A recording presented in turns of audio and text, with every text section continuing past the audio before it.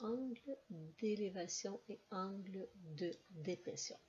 C'est la même définition qu'on utilise pour les deux angles. La différence dans les deux cas, c'est la position de notre observateur. Donc, si on a l'œil de notre observateur, son regard est dirigé en avant de lui, donc il y a notre ligne horizontale. Si le regard de celui-ci est attiré vers un objet qui est situé plus haut, l'angle qui est formé à partir de son regard et de l'horizontale s'appelle un angle d'élévation.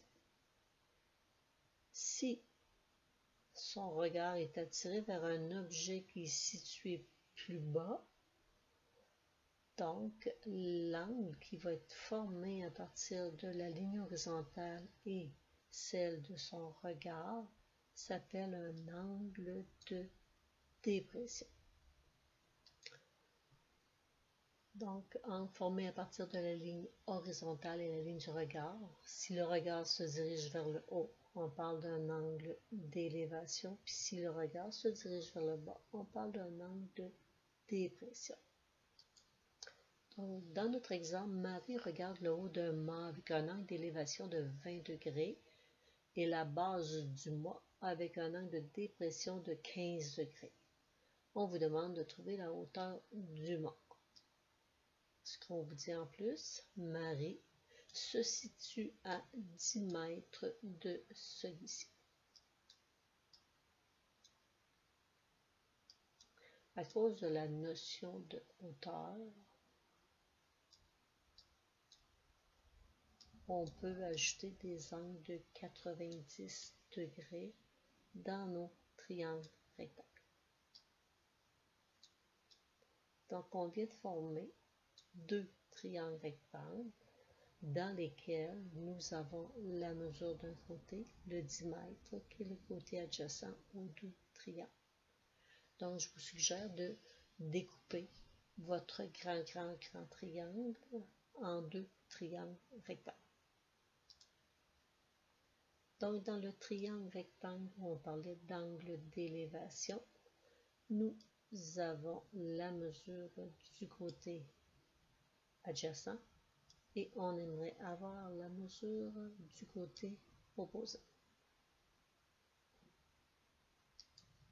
Donc, avec le côté opposé et adjacent, nous pouvons utiliser le rapport tangente. Tangente de 20 degrés égale opposé au numérateur, donc x, sur l'adjacent au dénominateur 10. Donc, la tangente de 20 degrés est égale au côté opposé qui est x sur l'adjacent qui est 10. Nous allons faire un produit croisé pour trouver la valeur de x.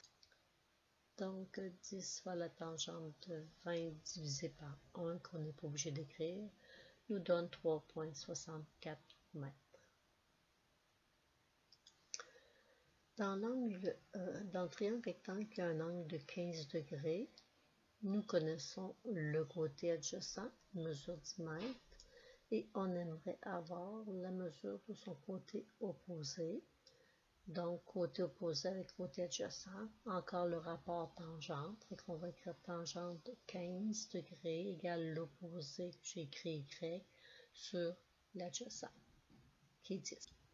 Et nous allons faire notre produit croisé, fait que tangente 15 fois 10, ou 10 fois tangente 15, divisé par 1, ça va nous donner la valeur de y.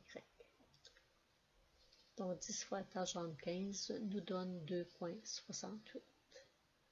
Donc, nous avons trouvé 3,64 pour la hauteur du triangle rectangle qui a un angle d'élévation de 20 degrés et 2,68 mètres pour le triangle rectangle qui a un angle de 15 degrés comme angle de dépression. Ce qui nous reste à faire, prendre les deux mesures, les additionner ensemble et ça va nous donner notre hauteur.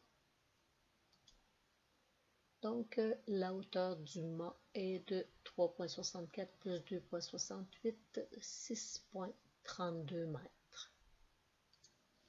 Donc, deuxième exemple, Alex fait un tour de montgolfière lorsqu'il est à une altitude. L'altitude, c'est la hauteur par rapport au sol.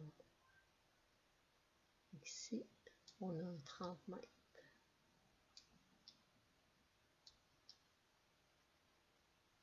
Il aperçoit son ami. Avec quel angle de dépression aperçoit-il son ami si la distance qui sépare son regard, donc notre Alex est dans la montgolfière, on part du regard de Alex, de celui de son ami, cette distance-là est de 33 mètres. Notion de hauteur, d'altitude, on vient d'ajouter un 90 degrés dans notre triangle. Les yeux de l'ami d'Alex sont situés à 1,5 m du sol. On parle d'angle de dépression parce que Alex est dans la montgolfière et son regard se dirige vers le bas. C'est la mesure que l'on cherche. Donc, on peut travailler avec le triangle rectangle dans lequel on nous demande de trouver l'angle de dépression. On aurait l'hypoténuse qui serait de 33 mètres et on connaîtrait le côté opposé à l'angle que l'on cherche en soustrayant de notre altitude de 30 mètres la hauteur des yeux de l'ami d'Alex qui nous donnerait un côté qui mesure 28,50 mètres. On connaît l'opposé et l'hypoténuse. On va travailler avec le rapport sinus. Donc, sinus de notre angle que j'ai appelé x est égal au rapport opposé 28,5 sur l'hypoténuse 33. Pour aller chercher la valeur de notre angle x, on va faire sinus moins 1 de notre rapport. Ce qui nous donne un angle de 59,73 degrés.